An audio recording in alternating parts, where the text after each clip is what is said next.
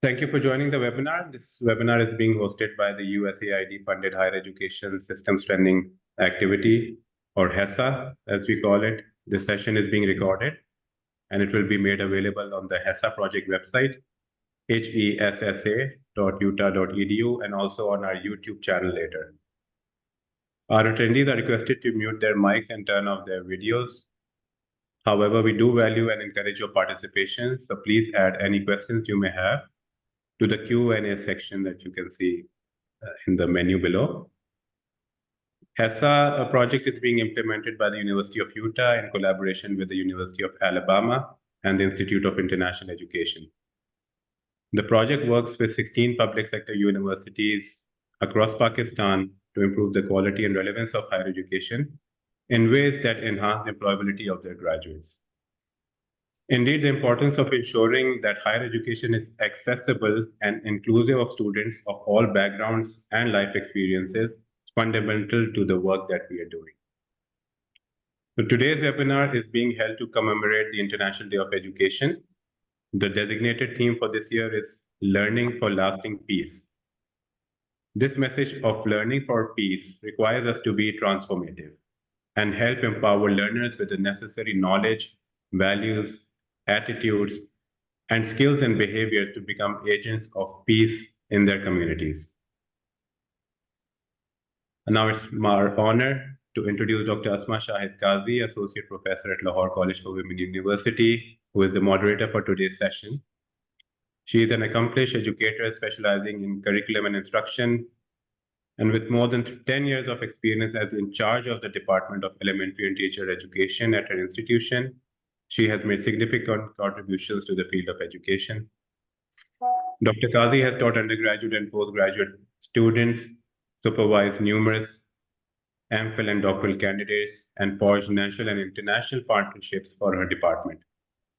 Her expertise extends to faculty training, where she has served as a resource person for the esteemed organizations such as Punjab Higher Education Commission, as well as Quality Enhancement Cell at LCWU.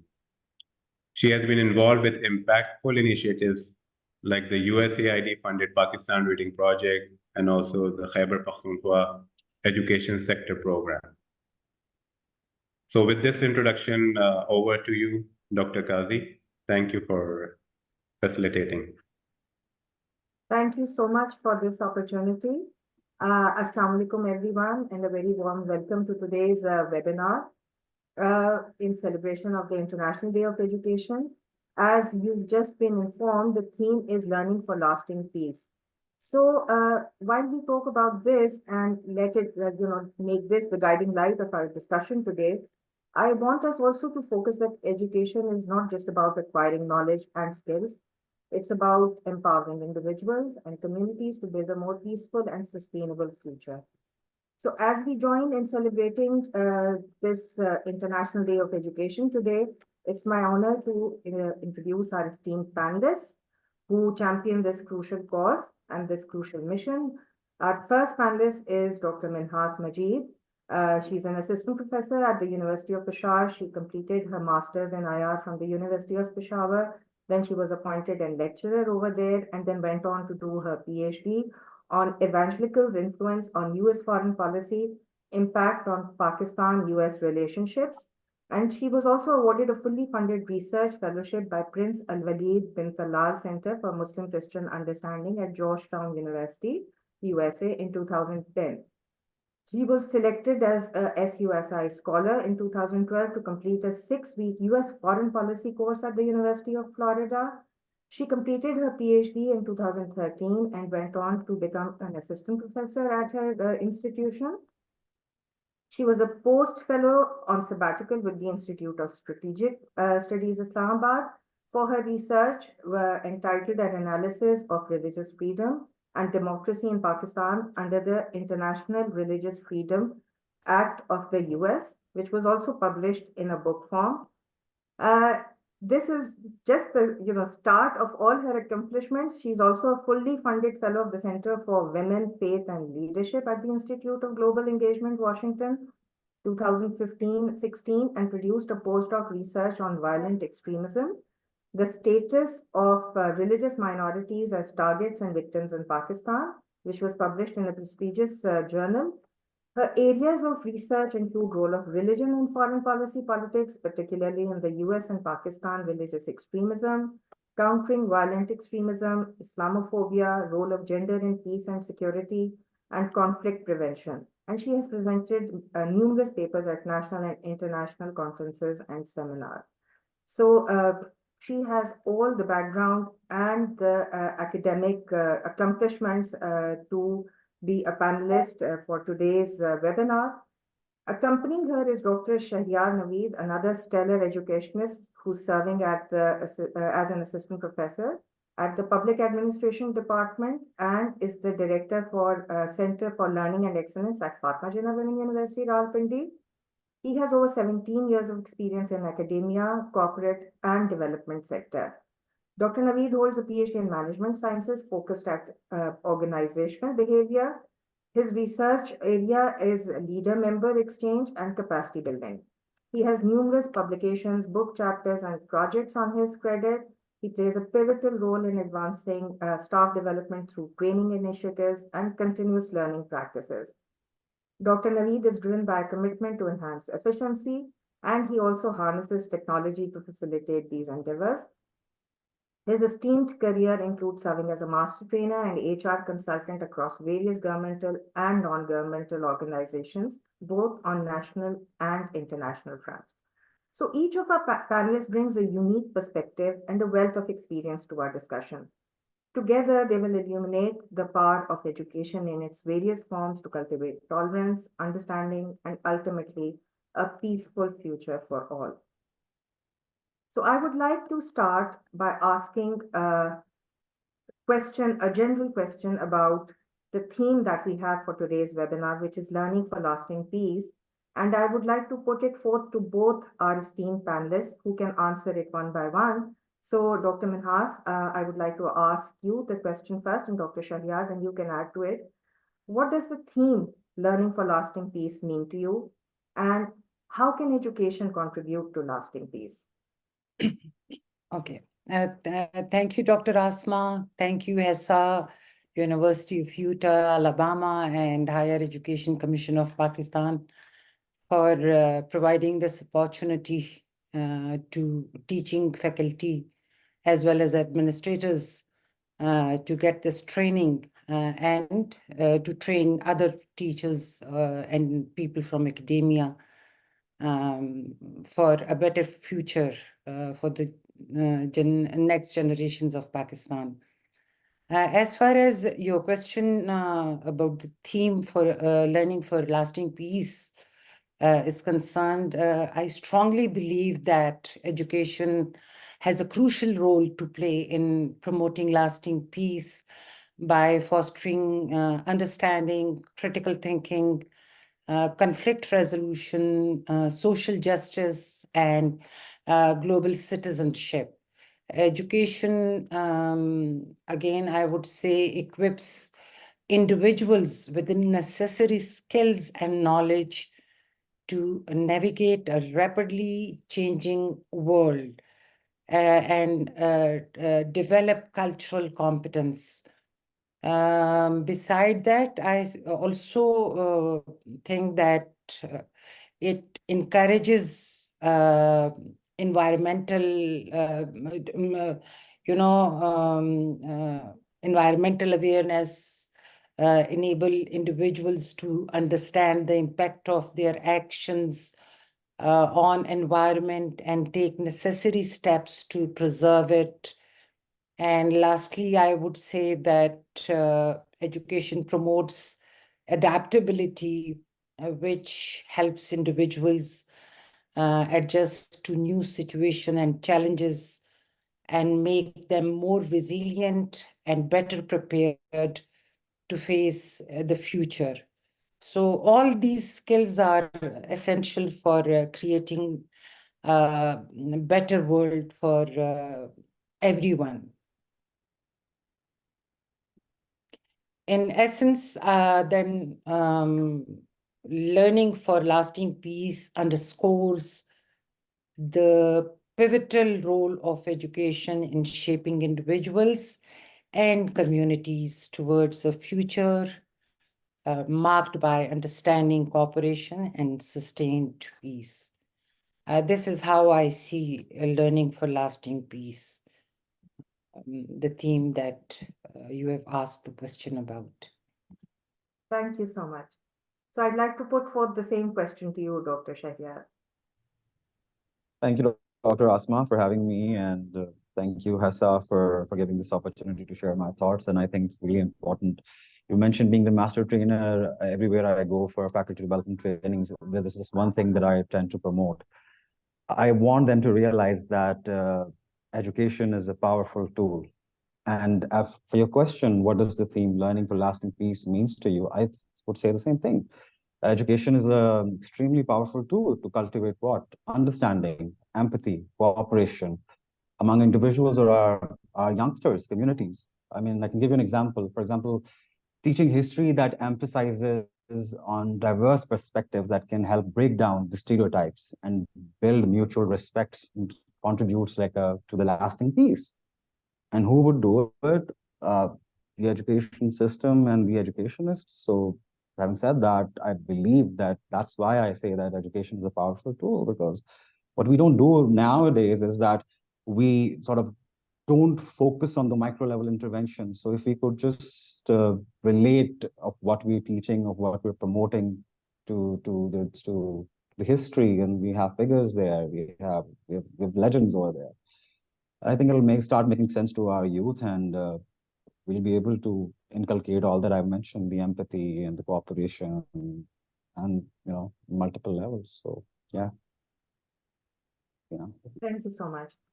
Right. So in the same line, I would then like to ask you, how do you think education, curriculum and pedagogy can be adapted to promote tolerance and dialogue and conflict resolution skills in Pakistani students? Dr. Right. Minhas. So, Okay. Dr. Minhas. Okay. Okay. Sorry. Yeah. So we need to create first of all, I mean, it is very important to create an inclusive curriculum that represents the diversity that we have in Pakistani society, including various cultures, histories, and perspectives, because it is very important to integrate civic education to teach students about their rights, their responsibilities, and the significance of civic engagement. In addition, we should establish peace education programs, though we have peace institutes at university levels and college level, but we need to have peace education programs or subjects in schools that focus on conflict resolution skills, for promotion of tolerance, for peaceful coexistence. So it is very crucial to encourage open and respectful dialogue.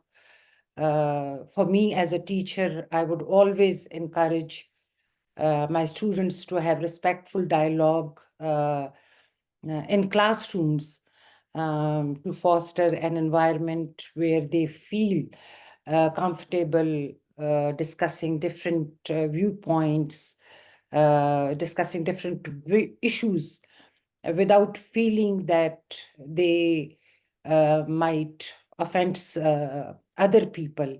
In a way, I would say that it is accepting to agree to disagree with each other.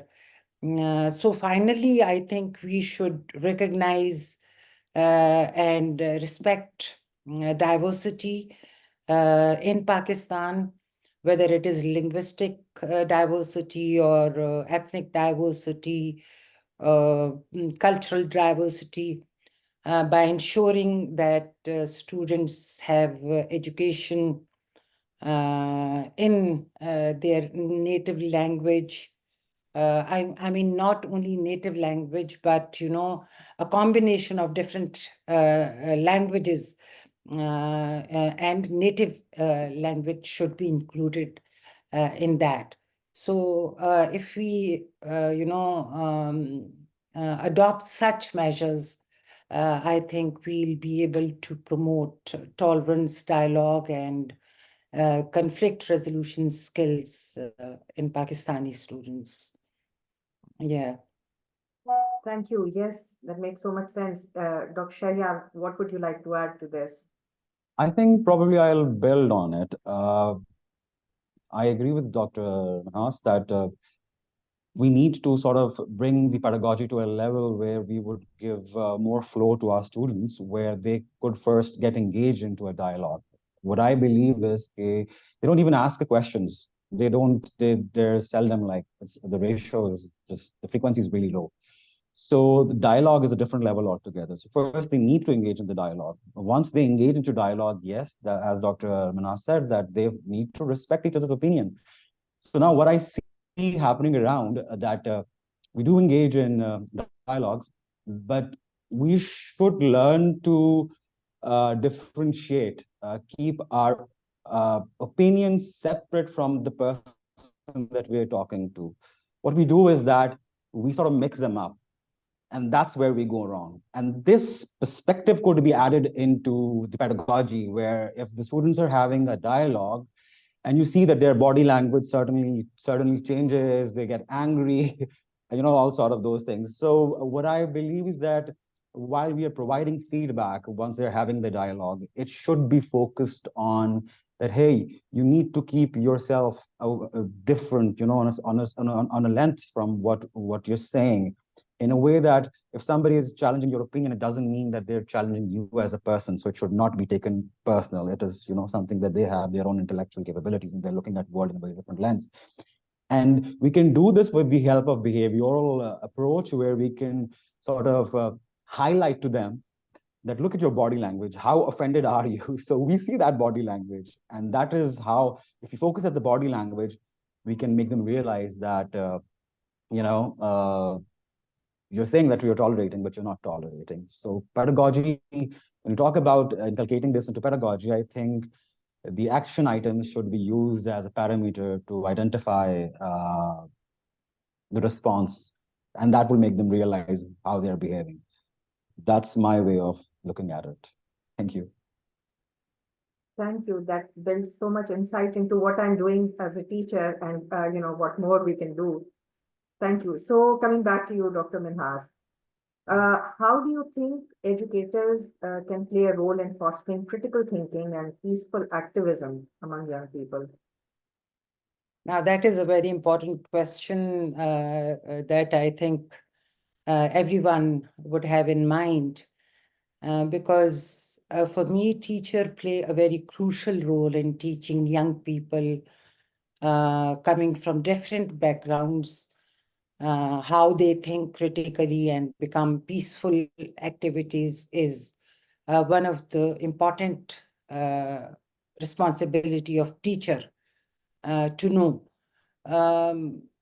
They can achieve this by creating a classroom environment that values open inquiry, diversity of perspective.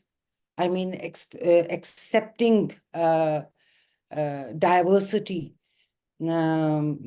accepting different opinion or perspectives, and critical thinking. So teachers should encourage students to express themselves clearly and explore peaceful ways of fostering positive change. And activities like debates, simulations, and group projects can facilitate critical thinking and constructive dialogue. And these are, I believe that these are the exercises through which students are more ready to learn. Besides, teacher can also inspire students by introducing successful non-violent movements and persons who had, who are role models for us as non-violent movement leaders, and demonstrating the effectiveness of peaceful activism. So through community service and civic engagement, I think students can develop a sense of responsibility and become empowered to address social challenges. So ultimately, teacher act as a role model for them, as mentor and guides, and a guide to instill in his or her students the values and the skills that are required for peaceful activism. This is how I see it. Thank you. And from the last thing that you say, and I'd like you to sort of comment on that as well, Dr. Shaheryar, is that how can we, the question that I've asked, the role educators play, and how can we prepare educators to play this kind of a role? Do you think they are ready for it? Because you would be able to, it requires a shift of mindset. And this is such a critical thing, because when you work as a master trainer and you're dealing with educators and you're trying to give them new tips and techniques and knowledge, the thing that you usually see as a barrier is the mindset. At times with educators, I'm so sorry I'm saying this, but I don't even see the stage where they have cognitive dissonance. What I mean to say is, those people have cognitive dissonance who would like to take part in, a direction in their argument. And at times I see that I don't even see the dissonance part, which means that their ideology is so crude and so deep-seated that they would not even think otherwise. So the shift of mindset is something extremely important. And going back to the question, since you've rotated the question for me, but then going back to the question, that what role can educators play in fostering critical thinking and peaceful activism, I believe is in Pakistan, we need to promote evidence-based argumentation. That's something really important. Everybody has the right to comment on political scenario in Pakistan, but if you ask for specific details, nobody has those details. We need to promote that they need to go for evidence-based interventions. They need to engage into evidence-based dialogue. And if we can, jam-pack that evidence-based approach with proper research skills, that'll be very, very nice. And I believe that this is what's not happening in our education system. And these are the two things we need to focus. Less is more. So step by step, probably. Yeah. Thank you. Thank you. So, Dr. Minhas, if you can add to this, and then we'll go on to your next section. How do you think we can prepare educators for this? I think training programs are must, and like I said, that debates or simulation exercises or group projects, if are arranged for teachers, they are very beneficial because, we learn from each other by, like, I'm a teacher of international relations. We teach very different courses, and one of them is peace and conflict resolution. And when we study the strategies that are adopted in peace-building initiatives, I think if a teacher is prepared to discuss those strategies with the students of how to coming to an agreement with each other over a dispute or over an issue on which the students are not, agreeing. I think that type of training is a must for all teachers of university, which unfortunately is not the case. Because most of the time in university, what I've seen is that the focus is on teaching workload. Teachers are discouraged to get engaged in activities like attending seminars or training programs that are meant for, university or school teachers. But because of the workload, they cannot attend such activities. So if it is mandatory for all the teachers to get such type of training, I think that would benefit the teacher as well as the students who would be able, then to value peaceful activism, and that would encourage them to get engaged in such activities as well. Yes, so after listening to both of you, I realize it's a two-way thing. We cannot just focus on the students. We need to focus on the educators as well if we are really wanting to accomplish some kind of change in behavior ultimately. Right. So, Dr. Minhas, looking at your area of expertise and your experience, I would like you to share some light upon how we can promote intercultural understanding and social cohesion. How we can reduce inequality. If you can talk about it, how you've done that in your program or in your teaching experience. If you've seen any institutions, how they are promoting the understanding and appreciation of diverse cultures within the university. So if you could, share some experience related to that. Yes, of course. I mean, education is important. We all acknowledge it and we accept it. And it is true in case of Pakistan as well, because to reduce inequality and promote social justice, we need education.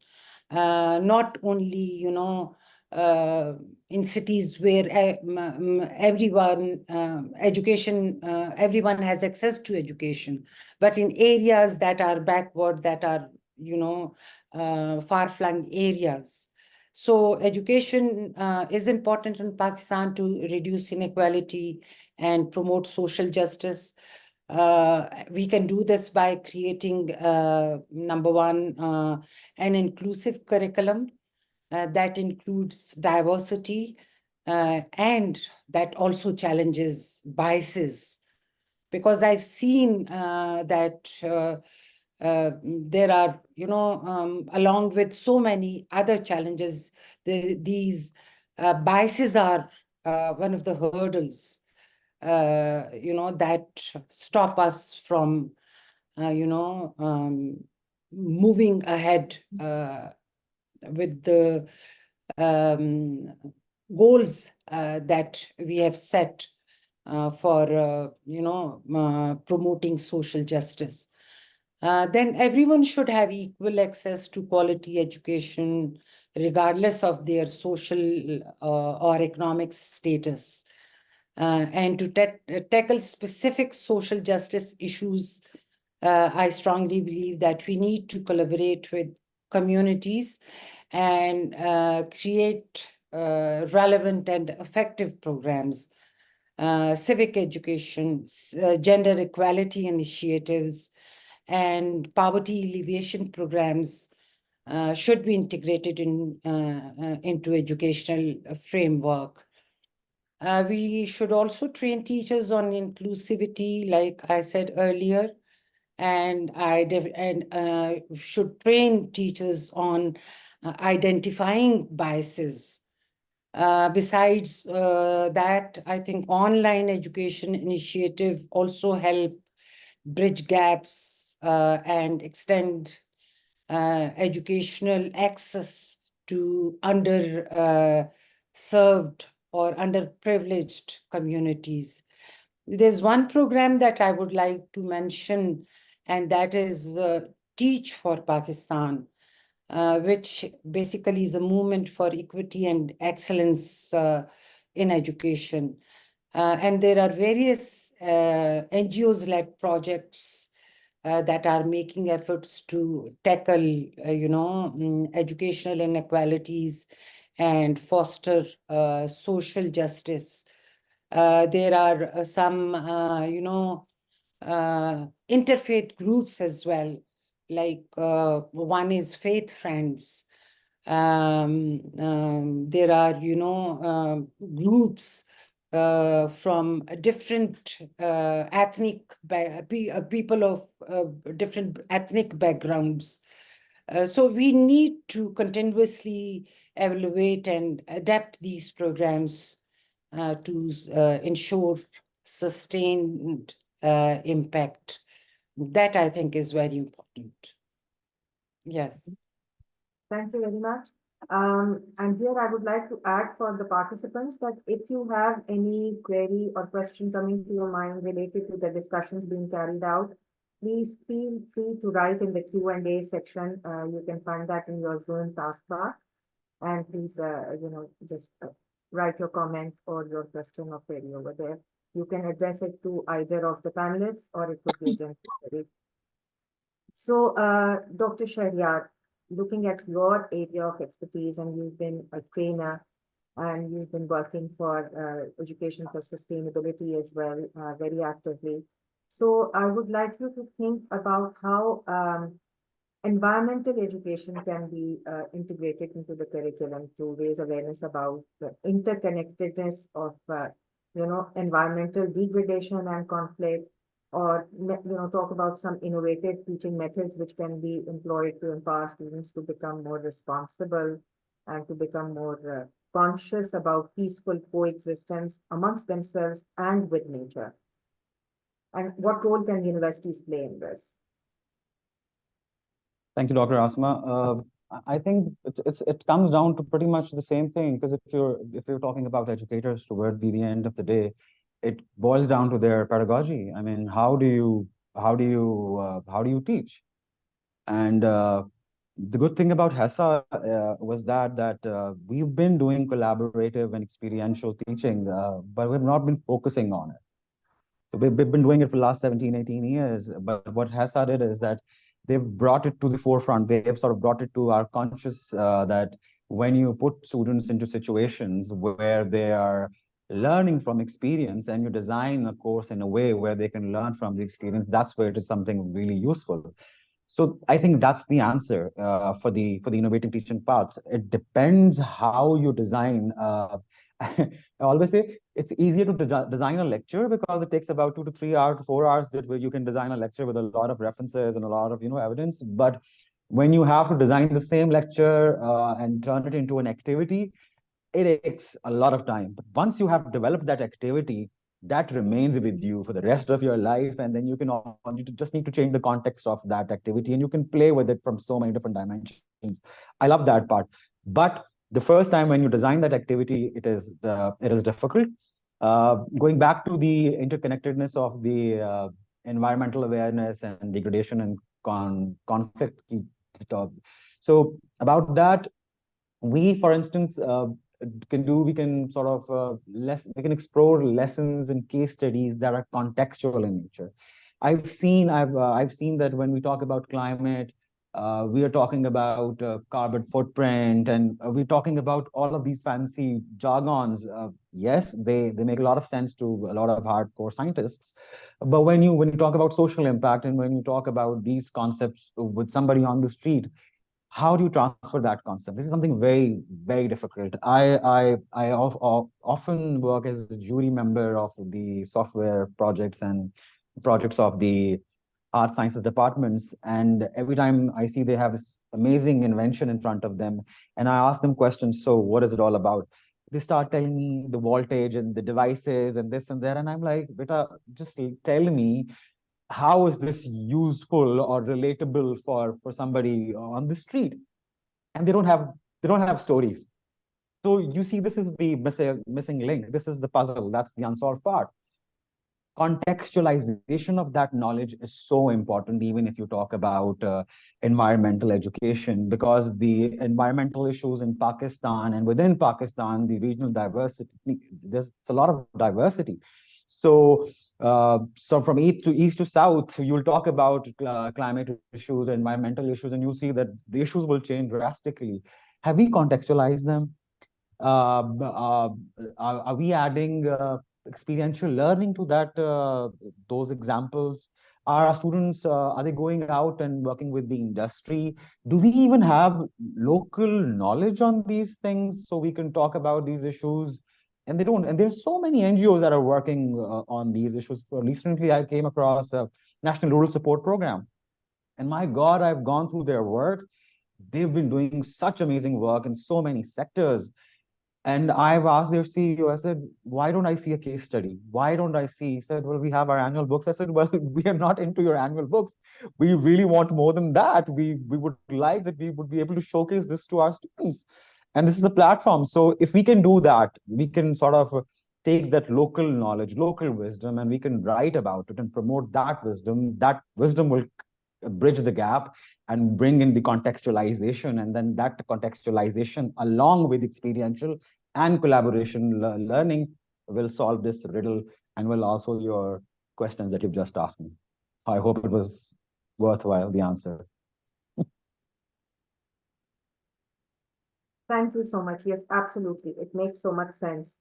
And particularly after listening to what you said, as teachers, we are so focused on the curriculum and the written content, and we are not looking at the affective domain, so to say, the empathy, the connection, the context, how it is relevant, why are we actually studying that particular topic or that subject, what use is it going to be for us other than what is in the syllabus or in the textbook.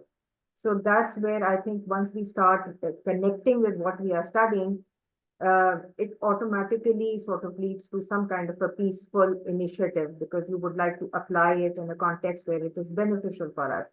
Because we are not just studying for the sake of a piece of paper, I suppose. It has to be more than that. So, and this is something I would agree with you, Dr. Shaheryar, that this kind of perspective has been built with our training with HESSA, that we've started looking at our work in a larger perspective, instead of just being focused on delivering our curricula or being teachers. We are looking at the bigger role or the wider role of a teacher in building a society and in the lives of students. So building a culture of peace through civic engagement and global citizenship. Do you think we can have some kind of partnerships or some kind of some kind of collaborations where we can strengthen this peace education agenda? Okay, I think civic education requires an environment that encourages open dialogue and diverse perspectives. As teacher, I think a teacher can benefit from professional development opportunities to improve their teaching methods, integrating civic education with current affairs that help students and see its relevance. Then international programs, I think, can also, help Pakistani students understand different cultures and perspectives. Studying abroad, hosting international students, participating in global, competitions and collaborative projects can offer valuable exposures. Then work abroad and language learning programs can improve communication skills and cultural awareness. There are so many things that we can focus on that, and that we need to, adopt strategies that are, practiced around the globe. In Pakistani education system, I think we need to adapt to technological advancements and other emerging trends. There are a lot of things that we need to do, but unfortunately, there are very few platforms where teachers can, collectively present such ideas to the policy makers to include, various, subjects, to include them in curriculum, so that, we can build a culture of peace through civic engagement and global citizenship. I hope I've answered your question, because Yes, you did, and particularly when you spoke about technology, that makes more sense, that that's one way of collaborating with others in this modern day and age. So, Dr. Shaheryar, would you like to add something to this? No, I think I'll just add to the technological part that, like, if you talk about the challenges posed by rapid technology and advancement, so in that context, we need to sort of promote the use of technology. I mean, I can talk about this with the help of probably an example that abroad globally, now AI is being introduced in classrooms and it is being added into digital pedagogical skills. But over here, I see a lot of educationists on their social media. They're still talking about the negative aspects of what you call the technology. So in that context, I believe that we as educators need to up our game. And what we need to do is we need to first learn that technology and then add that technology into our pedagogical skills. So, and then we need to deploy it in a way that it sort of creates a game environment where the students could use the technology and you are allowing them to use the technology, but yet you have a way of measuring openly that where the input is coming from. If they've written an answer, how much of that is being generated by an artificial intelligence bot, and what is their reflection over the whole thing. And the same thing can be translated into any scenario. I mean, it could be deployed in different disciplines. You can still relate to civil engagement and peace. If they don't want to read a lot of books, they can use artificial intelligence to get all that data on their fingertips. But what is their take on it? What is their perspective on it? How are they analyzing it? What is the premise of their critical thinking? This is where we can design the assignment or the task in a way that it allows them to use the technology, but at the same time, we as the educators can differentiate that this chunk is coming from the student side and the rest of it is coming from AI. So it's not that difficult. It just requires a lot of efforts I agree at our end, I believe. I would agree with you. In fact, sometimes I would say नकल के लिए भी अकल चाहिए, तो हम बच्चों को अगर ये अकल दे दें, if we are able to sort of tell them how to use it wisely, it definitely simplifies a lot of things. Right, so we have a question from Mr. Hafiz Khan. Let's just take that question now. What is the fastest way to promote gender inequality in underprivileged areas, and what consequences we can face? So basically, we are not promoting gender inequality. We are trying to, promote gender equality in underprivileged areas, is probably what he's trying to ask, and how, what kind of consequences we can face if we don't use this. So the floor is open, whoever wants to answer it first. Dr. Asma, I think it depends on the area that you are living in. And since he's asking about underprivileged communities or backward areas, I believe that, every society has societal constraints. Still, I mean, like, for example, I'll give you my example.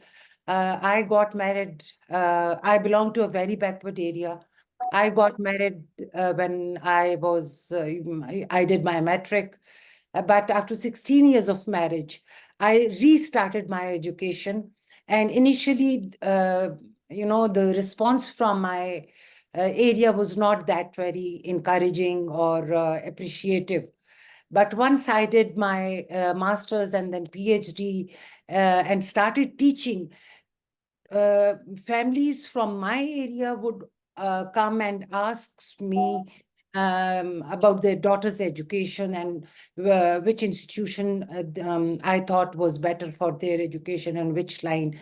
So I think gender equality is, possible in areas where female population is, is considered to be just sitting at home and doing household chores and all that. If that society has a role model or has a community leader that believes in equal opportunity for all, including girl, then it is possible. And above all, I think education is one thing that promotes gender equality. If we have an educated father, an educated mother, our coming generation would start believing in gender equality. So our government need to focus on, increasing the literacy rate, not only in big cities of Pakistan, but in the backward areas of different provinces, and particularly in urban Sindh, rural areas in Punjab, in Balochistan as a whole, as well as in KP.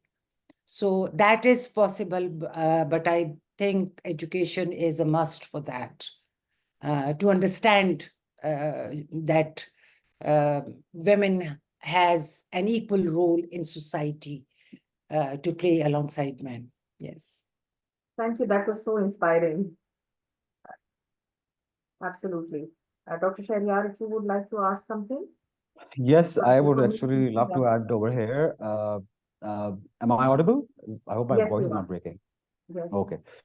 So I was doing a project in Balochistan where we were sort of into monitoring and evaluation of girls' education in hard-to-reach areas of Pakistan. And this was one of the research questions that we had and we designed. The first thing that the locals would respond to was the uh, economic variables. If you can tell them, if somehow you can convey that if you educate a girl, she'll be able to contribute to the financial bits of the household for that community at that level, that was really, really important. Having said that, with that, you will have to ensure that the value system will be intact. So within that value system, if you ensure that there will be economic benefits coming out of it, not for now, but as Dr. Minhas mentioned, for future, for their generations to come, they listen. It's just that when we interact with those communities, we talk or we educate or orient them from based on a narrative that doesn't resonate with them. And we need to focus that we need to talk to them or orient them in a way that resonates with them. And what I have realized is that when you're talking to them, make sure that the value system is intact. The way they see their women, the way they relate it to concepts like pride, protection, it should sort of focus on that. And if you can sort of answer that value system, then you will see that the gender equality will prevail. It's within health and then economics, and then the variables, they go on and on. But that's one of my observations that I've got from field work. Yeah. Yes, and it makes so much sense that they should not feel threatened that, if women are educated, there's going to be a drastic cultural change, because that's what probably people in the remote area are more concerned about. But I would like to maybe add to it that even in, cities or urban areas, we also need to give the benefit of taking time off for families to women and letting them, and allow them to join their career a little later in life. like Dr. Minhas has given her example that she started later, after 16 years of marriage, you said, Dr. Minhas, that you started, with your studies and then you started your career. So I think Yeah. if women take that benefit of giving time to their families and then to their career, we would be able to keep that balance a little better instead of, pressurizing them to compete right after their graduation. Anyway, so we have another question here from Dr. Atifa Imtiaz. And she's asking, along with using AI and other tech in education, we should also think how to tackle with the huge digital divide in the country. So any suggestion how that divide can be addressed? I would like to answer this. Dr. Akifa, I think wherever it is, if we could implement the digital literacy, we should probably focus on those areas at first. If the digital divide is in terms of us being educationists and half of us not going for it and half of us going for it, then that's a different debate. But if it is pertaining toward resources that half of the students that we are teaching have digital availability of digital tools and half of them don't have those tools, then I believe for now, we should go for the low-hanging fruit. For those universities or institutions where we can instill digital literacy when I talk about digital literacy, I talk about AI for now. So we should go about it because then that will create a first-hand knowledge of case studies and content, context and pedagogical skills, whatever that works in our system, in our context. And I think then later on, those who don't have resources at that moment, then these successful interventions can be replicated. So if the digital divide is about resources, that's the premise. Yeah. Thank you so much. Yeah, Dr. Minhas, if you would like to add anything over here? I think digital divide in education requires a multifaceted approach, because there's a need for substantial infrastructure investment in rural and underserved areas to improve internet connectivity, then expanding broad band coverage and ensuring reliable and high-speed internet access. These are the foundational steps in providing equitable access to technology, which is not the case in majority of the, not only the backward areas, but also in some cities as well. Then additionally, promoting initiative that leverage, mobile connectivity for educational purposes can be instrumental, especially in regions where mobile penetration is, higher than traditional internet access.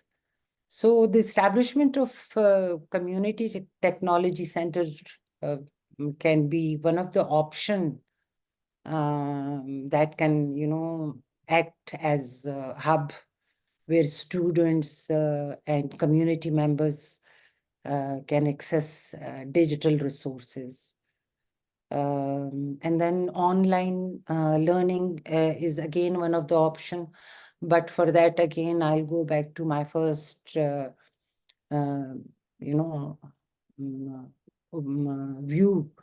of, high-speed internet access. So I think these are the areas that the government really need to focus on as far as, the digital or technological education, technology in education is concerned. The government really need to do something about introducing digital, education in areas, but it has also to focus on in the speed of the internet as well. Right, Yes. right. So we have a very balanced approach from both our panelists that we should not give up digital literacy because of some people who don't have access to it, but while working towards access, we should start taking baby steps. And like you said, mobile connectivity, if internet connectivity is not there, and then like you said, reminded me of the early days when internet started and we used to have internet cafes. So we have community hubs where we can provide these services to people, students who can avail it and benefit from it. So very, very good and insightful suggestions. Right, thank you so much. So we are almost at the end of our webinar now. I would like to tell all the participants that the chat is now open. So please, you can share your remarks or your questions and give your feedback in the chat box. We would really appreciate that. And before we close, I would like our panelists, and then in the end, I will myself, comment on how grateful we are to have had this opportunity and share some insights of our learning with the HESSA cohort of teaching and learning. So Dr. Minhas, starting from you. Well, the training program has been very helpful, and it in a way made me more aware of my teaching skills, the skills that I had, but I didn't know how to use them, or I didn't know that whether I was using those techniques in my teaching or not. I've noticed, after this training, that more students are coming to class since I started fostering an inclusive environment where everyone can share their opinion, even if they disagree. And whatever strategies were, taught during the training program, all the approaches that, we learned there, and I'm applying them in my classes, I think have raised awareness about different issues and have helped students to communicate more effectively with each other, to talk in the class, to get engaged in the class. The classroom has become a place for them where they feel more comfortable and respected, even if they have different opinions. So this has made learning more engaging and enjoyable for everyone involved in the class. And overall, the training program, I think, has helped me a lot, and it has played a big role in creating a more positive and harmonious educational experience and inclusive environment for both students and me, where they are, no more afraid of me of expressing their views about any issue. So this training has helped me a lot, and I think the students, like the discussion in the class more. They are more attentive, they are more engaging. Yes. Thank you so much. Yes, Dr. Shaheryar, and we can also read in the chat box the wonderful comments we are getting, and if anybody has any suggestions, please feel welcome to add those as well. And if you want to share some insight, how it has helped you, how it can help you in your professional life, please do share that too. So, Dr. Shaheryar.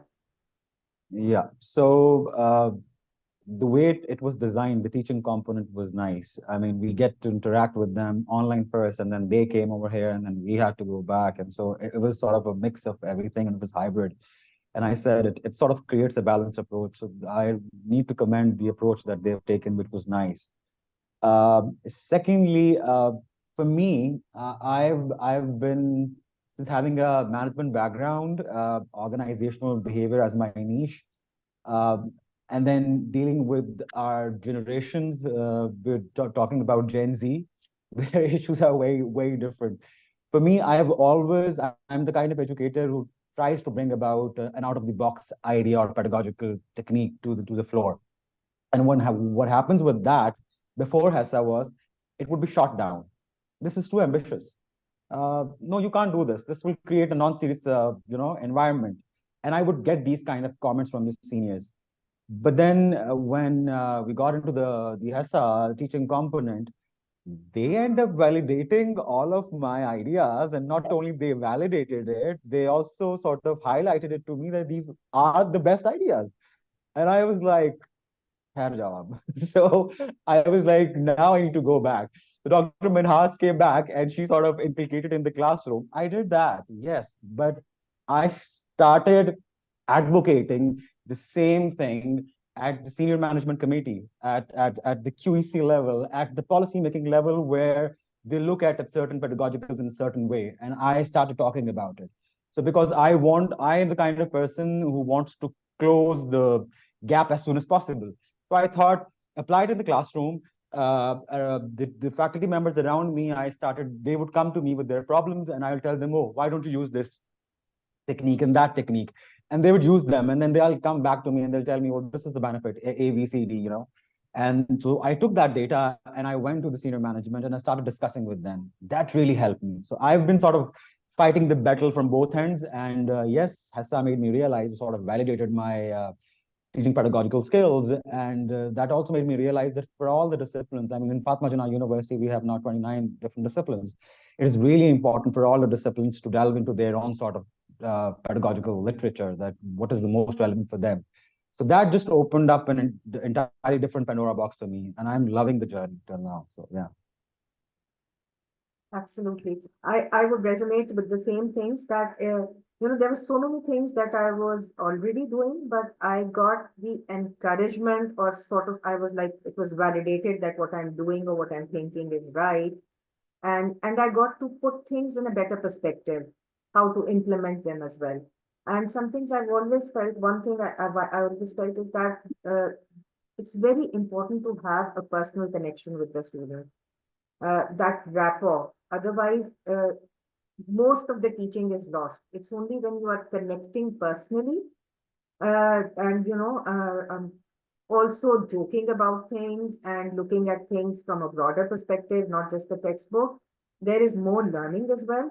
So, I applied a lot of the formative techniques that we learned, the formative assessment techniques that we learned from the Patricia Cross Academy, taught to us by our team lead, Dr. Claire. And that was extremely helpful for me in class. It kept them very engaged as well. And then at the other front, I have been very, fortunate that because I've been into trainings, intensive trainings, fortunately, after the HESSA program, I tried to stress this with all the participants that touching on the affective domain and touching on formative assessment and building a rapport with the students works wonders. The same content can be far more effectively delivered and understood by the students if we are, more engaging and we personalize it and we contextualize it, instead of we are just, rushing through the syllabus trying to complete the course. So that has been extremely helpful for me.